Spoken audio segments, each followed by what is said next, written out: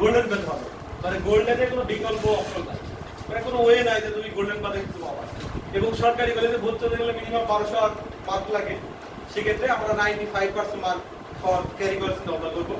আর আমাদের জেলা স্কুল বা গার্লস এদের তো দেখি সবাই প্লাস পেয়ে যাবে, যার রোল নাম্বার 80 বা 70 তারাই প্লাস পাবে, 1 রোল নাম্বারে প্লাস পাবে, কিন্তু পার্থক্য হচ্ছে মার্কের।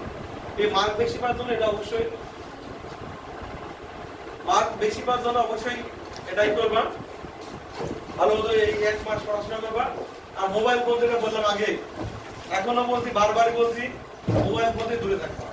এই 1 মাস মোবাইলে কথা বলা, চ্যাটিং করা আর যা সমস্যা সব বন্ধ করে 1 মাস পর লেজারটি ফোন ব্যবহার করবা, বাবা মা অনুমতি দিয়ে দিবে, সমস্যা নেই।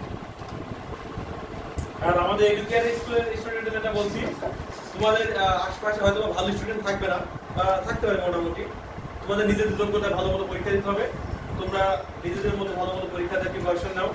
আর জেলা স্কুল বা গার্লস হতে বাড়তি অ্যাডভান্টেজ, সমস্যা নাই, হয়ে যাবে, কিন্তু পড়তে হবে।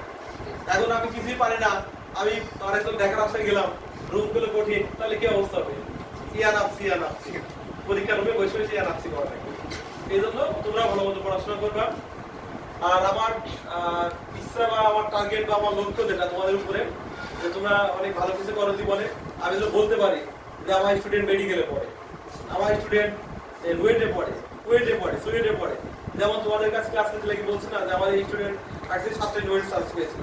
কেন বলতে পারছি? যে ভালো পারফরমেন্স করছে, এবং ওই স্টুডেন্টরা ক্লাস করে তোমাদের ফিজিক্স, পরীক্ষা দিনে ফিজিক্স পরীক্ষা দিন বাবা মা রাখছিল, তারপর সে পরীক্ষা দিয়েছে, জেলা স্টুডেন্ট, তারপর সে গোল্ডেন হয়েছে, সে এখন ভালো জায়গায় পড়ছে।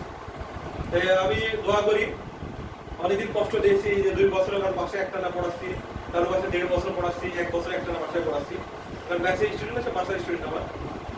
যেগুলো পড়ালাম আমি বাসায় তো অনেক অপমান ইনসাল্ট করেছি, আমি ওর মধ্যে সব অপমানকে করে না, কারণ দিন শেষে রেজাল্ট দিয়ে জন্য অপমানগুলো করছি, এটা কিছু মনে করো না। রেজাল্ট ভালো করলে তোমরা অনেক খুশি হয়ে যাবে। ভালো মতো পরীক্ষা দাও, দোয়া করি।